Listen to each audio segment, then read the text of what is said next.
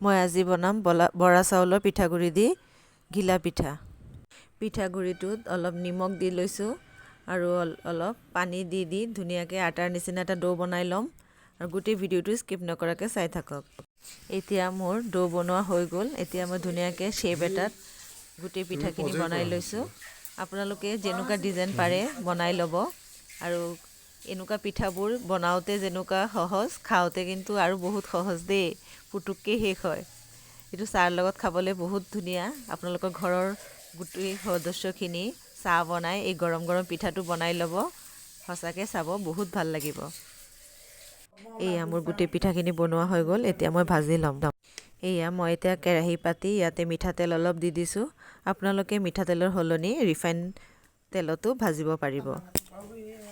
বেছিকৈ পিঠা নিদিব, নহ'লে যিহেতু বৰা চাউল আঠা লাগি ধৰিব পাৰে।